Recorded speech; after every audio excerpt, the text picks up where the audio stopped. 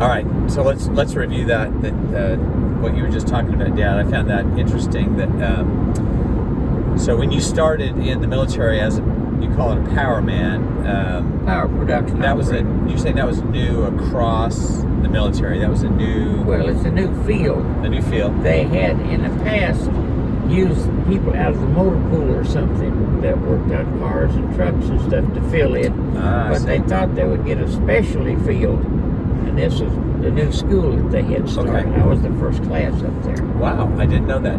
And so you're just saying that the sort of the tradition or the standard approach was to give you at least an 18-month assignment. Minimum. Okay, but your first assignment in Japan there with where Mom joined you was 3 years? Well, see, when she joined me, then I become a married member, and they extended out because they don't need to ship you because it costs a lot to ship you and your furniture and your car. So they give you the opportunity to extend out to the 3-year maximum. And you did that. Right. But then you returned and went to Cherry Point, Yeah. South Carolina, and you're there for 18 months. 18 months. And then you're assigned to Morocco.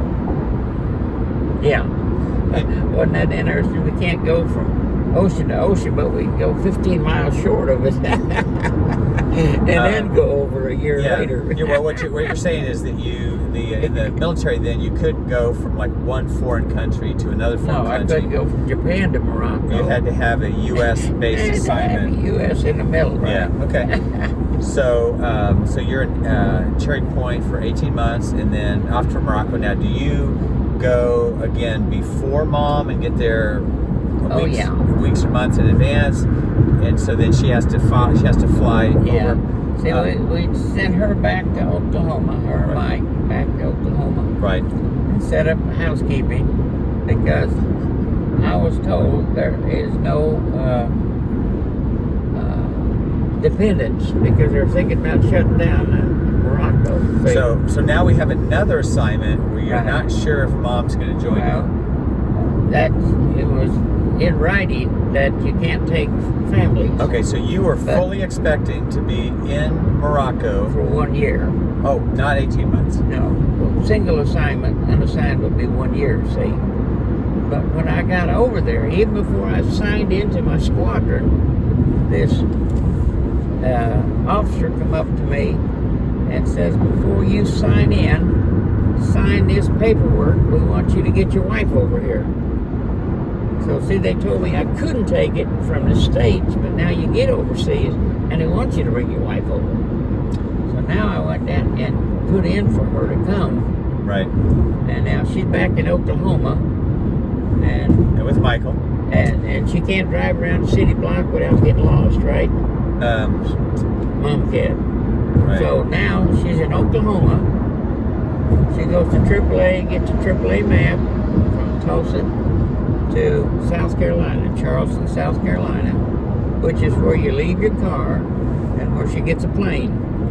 So she goes to Charleston, South Carolina, drives all the way there with Mike, gets there with no problem, checks the car in to ship it overseas, and then come over. I picked her up in Rabat, the capital of Morocco, on Easter Sunday.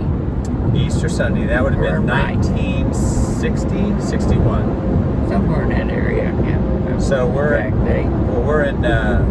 going to be in March for Easter. Yeah. Right. So I picked her up. Was she pregnant with me then? Let me say that another way. How long were you two apart? Well, we were apart a couple months because this guy says your wife's important. Get her over here. First flight we can get over here. All right. So you weren't apart. We weren't expecting to do that, but his officer encouraged it, and I followed up the instructions. Sure. And it was an expedited thing. They got us over there ASAP. You know? So she goes home with Mike. She's just there a couple months. You learn she can come over. So she rejoins you about 2 months after you got to Morocco. Okay. And then how long were you in Morocco? We were there. I was there actually 18 months. 18 months, okay. So Mom was there. They were shutting the base down, see? Right. So that wasn't 18 months on account of being at the assignment. It was just they were shutting the base down. Everybody's leaving. How long do you think you were there? I might have been there 12, 15 months, 14. I forgot now. I used to have all that paperwork. Right. I think I've lost that. Right. Okay. It was 12 to 18 months, somewhere in that span. And Okay. they decided to shut the base down and start shipping us out. Right. All right. So after Morocco, is this Because when we left Morocco, you were sitting in they gave you a little box so big to carry you in, and you sat on the floor of the plane in a little box? in a little box. You were assigned a seat, but you had to sit in this little box. Gotcha. So then it's to Barksdale after Morocco? Yeah, I think so. Well, that would have been where But- Dave was born, about Yeah.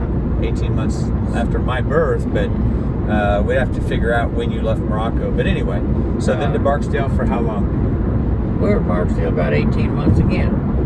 Okay. Everything was in segments. This Right. minimum due to my job description. Right. See, some guys never leave the States, never leave the base because they don't have this requirement.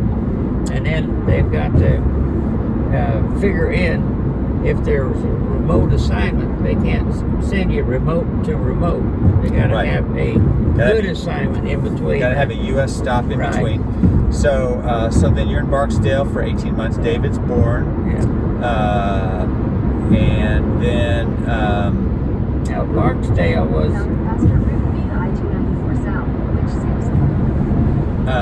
well, you it seems like you tell a story there. Was it there where a guy kept stopping you when you were coming on the base? That was no, that was when I was getting off at midnight. Right. So you were working. I guess what you might 4 call to midnight. second shift, and you'd be leaving the base, Yeah. and the guy would make you The stop. air policeman had a requirement. He had to stop and check a minimum of, say, 15 vehicles.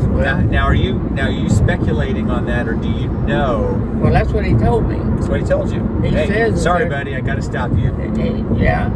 says, I've got 15 people between now and 8 o'clock in the morning. There's only about 30 people leave. So, I better stop every one of them. yeah, he better stop to meet his requirement. He's you got know, a quota. because he has to write them down, I guess, in a book or so. You know, Yeah. if he found any illegal stealing or stuff. Yeah. Yeah, he had a quota that he Yeah. had to get. Okay. So So you that's got, why he got me, because Yeah. I was just but one of the few that got off. but wasn't there something about when he was inspecting your vehicle that he got dirty, Yeah, or well, what happened to when him? he first started, he was sort of new on the job, and so he looked in, and I had the glove box out working on a radio or something, and it was in the back seat, and he looks in and saw a big hole. Where's that? It's in the back seat. And then I had a roof rack on top, just a tie down roof rack. So he's just like looking over your whole vehicle. Well, he's supposed to be looking for thievery and all this stuff, see? Okay. And so he bumps his head on a rack, and then it's an old car, an old 54 Ford, I think it was, and it burned oil. And so we'd go down to Sears and get bulk oil in 2 gallon cans and a funnel. And I had all kinds of rags and funnels and oil all over the back. he started, that wasn't the best thing to do. So he's looking Put through white gloves on, He's looking through your trunk, Yeah. and he's picking up all these oily rags with his. Is he wearing white gloves? white gloves. Ah, okay. So from then on, he knew. I told him, I said, this thing burns oil, and that's why the oil rags and all that stuff. I'm not stealing nothing. I just keep the old car running, Yeah. So, but So- that was his job. And, and our squadron commander would tell everybody each month, I'm hearing a bunch of reports. You guys are getting sarcastic with the guards at the gates. Says, hey, they got a job to do. Just step back, let them do whatever they need to do their job, So Yep. I did. It finally got to where I come on through here. So David's born in Barksdale, right? Barksdale. Any thoughts or memories about that? Obviously, you've got 2 sons, Well, and along comes number 3. Gene was, we went to this church about 20 miles away, which the guys I worked with went out there. So that's how you got introduced to telling it. us to Yeah. it. So Yeah. we went out there, and that's where I was telling you, where I eventually went out there and I knocked out the window, you know, in the church and put the door in for the choir. And Dad come out, he come down to see David, and he went out there and helped us build a doorway for nursery and built a receiving counter and did some work out there. So you guys just we weren't- loved it. We Yeah. loved Barksdale. Okay. And but that's the only place Gene has ever had a baby shower. Oh, really? And from that church, Yeah. they were receptive. And when you were in the hospital, and Well, when let's not get off of Dave too quickly. We just got on to him. Yeah. So, so the Both people, of the ladies you- at the church put on a baby shower right, for her. right. Okay. And when you were in the hospital and he was in the hospital, both the church had ladies come up there. She Oh. was pregnant. When you were in the hospital, she was pregnant with David. So we had to stay with you 24 hours a day, and the ladies from the church would stay during the day. And when I would get off, I guess at midnight, I would go over there and stay with you. Oh. And because somebody had to be immediate family, and she was pregnant, and she couldn't be up, you know. Right. Right. And that's when Well, how- that nurse come in and said that they had to quiet you down. You were getting too wild.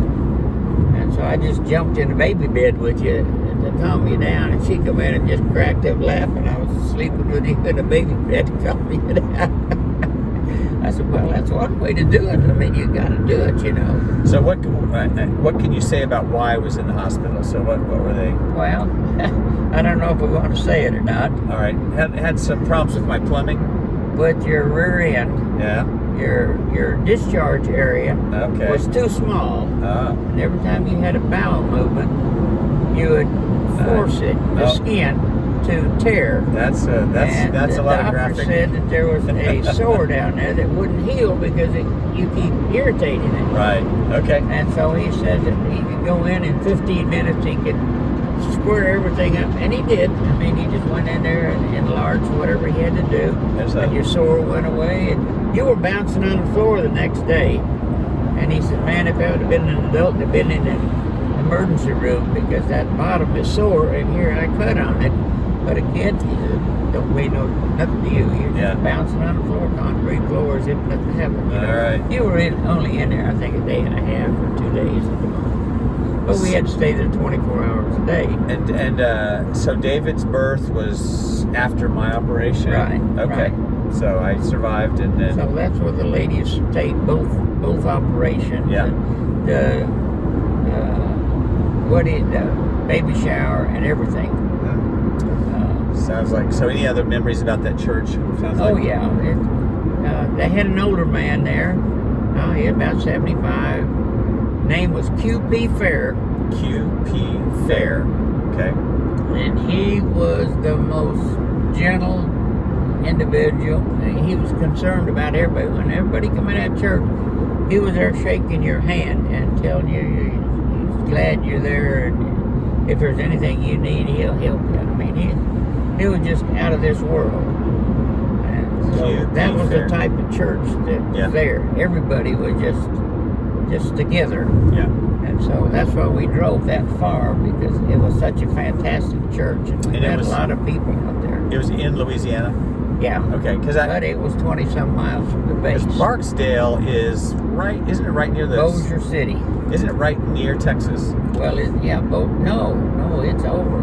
Okay. So it's, Bossier City and Shreveport is probably, I don't know, 50 or 100 miles inside Louisiana. okay. All right. I had a wrong mental picture Because about when we it. went over to visit Don and Betty in Dallas, Right. we just go straight across from Shreveport right into Dallas. Oh wow. So it's the same. It's the road right straight through there. Gotcha. Okay. I forgot what 10 or 20 or whatever the name of it Yeah. was. And that's a